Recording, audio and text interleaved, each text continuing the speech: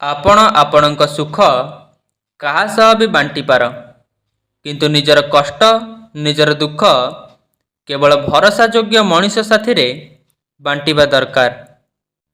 सीधा रास्ता आउ सीधा लोक सर्वदा लोकों को पसंद आसी नथांती।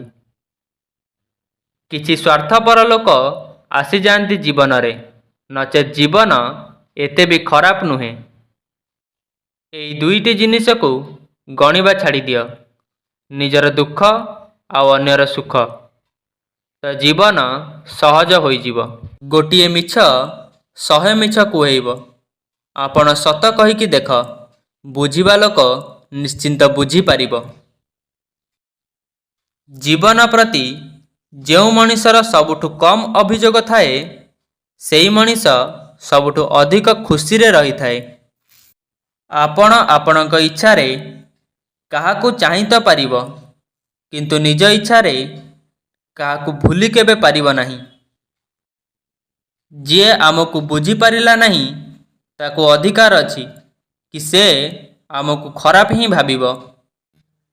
काहा पछरे एते भी पागल हुओ नहीं कि से तुमको पागल ही बुझिबाकू लागिबो। इज्जत बहुत दामी जिनिस, एहार आशा केबे सस्ता लोकंकटू केबे कर नहीं। लोकंक कथारे आसी को मनीषर खराब छवि निज मस्तिष्क रे बनाइबा सबुठु बड़ मूर्खता होई थाए। जीवन रे हृदय भांगिबा भी भल होई थाए, काईके ना आपण भांगिबे नहीं तो जोड़ी हेबे केमिति। किछि लोकंकु केते भी आपणार करिबार चेष्टा करिनियो, किंतु शेषरे से प्रमाण कर दियंती कि से आम आपणार केबे हेले भी होई परिबे नहीं।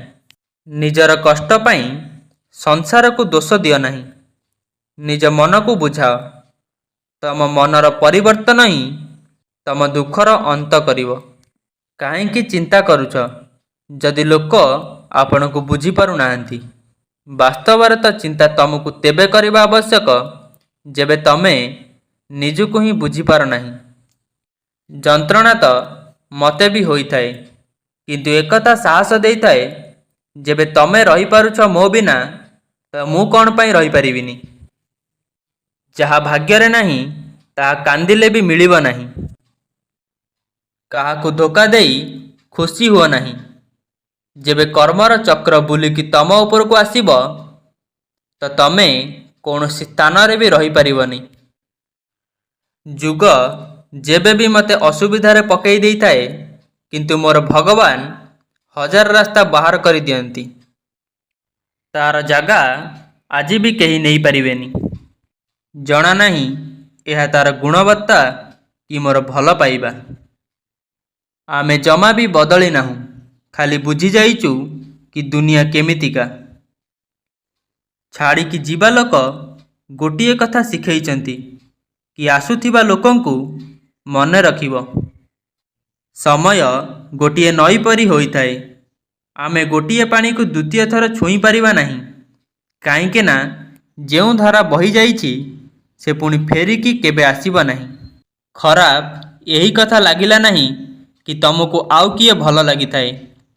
कष्ट तो तेबे हेला जेबे आमको अणदेखा करागला। भाग्य भी तांकु ही राजा बनेई थाए, जे निजे किछि करिबार कौशल रखि थांती। कहार धन देखिकी नुहे, बरं तार मन देखिकी ता सह जोड़ी हुओ।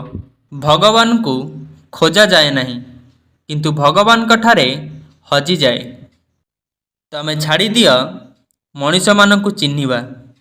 एठी आवश्यक हिसाब रे सब मुखा बदलांती।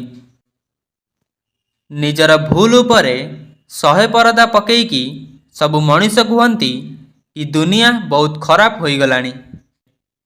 समय भी बदली थाए, आउ जिनिस भी ठीक होई थाए, किंतु आमे आउ पूर्व परी होई नाहु। जने बुद्धिमान व्यक्ति केबे भी बुद्धिमान हेबार दाबी करि न थाए, आउ जने मूर्ख व्यक्ति केबे एहा माने नहीं कि से मूर्ख बोली। पूरा दुनिया बुली जाओ, जो सुख घरे मिली थाए से आउ कोउठी भी मिली न थाए। सेही मानकु सबुठु अधिक राग लगी थाए ଯିଏ ନିଜ ମନର ପୀଡ଼ାକୁ କାହାକୁ କହିପାରି ନଥାନ୍ତି। ନିଜର କଷ୍ଟ ନିଜଠୁ ଅଧିକା କେହି ବୁଝିପାରିବେ ନାହିଁ। ପ୍ରେମ ଏହି ଦୁନିଆର ସବୁଠୁ ସହଜ ଜିନିଷ, ଯାହାର ମିଳିବା ଏହି ଦୁନିଆରେ ସବୁଠୁ କଠିନ ହୋଇଥାଏ। ଛାଡ଼ିକି ଯିବା ଲୋକ କ'ଣ ବା ଜାଣିବେ କି ସ୍ମୃତିର ଭାର କେତେ ଭାରୀ ହୋଇଥାଏ। ଏକା ରହିବାର ଅଭ୍ୟାସ ଥିବା ଦରକାର, କାହିଁକି ନା କେହି ସର୍ବଦା ସାଥିରେ ରହିନଥାଏ। ବିଶେଷ ହୋଇଥାନ୍ତି ସେହି ଲୋକ ଯିଏ ସମୟ ଆସିବା ଦ୍ୱାରା ସମୟ ଦେଇଥାନ୍ତି। ଭଲ ଲୋକଙ୍କ ସମ୍ମାନ କେବେ କମ୍ ହୋଇନଥାଏ, କାହିଁକି ନା ସୁନାର 100 ଖଣ୍ଡ କରିବା ପରେ ବି ତାର ମୂଲ୍ୟ କେବେ କମି ନଥାଏ। ଖରାପ ଲାଗିଥାଏ ଏମିତି ସତ ନିଶ୍ଚିନ୍ତ କୁହନ୍ତୁ, କିନ୍ତୁ ସତ ଲାଗେ ଏମିତି ମିଛ କେବେ କୁହ ନାହିଁ।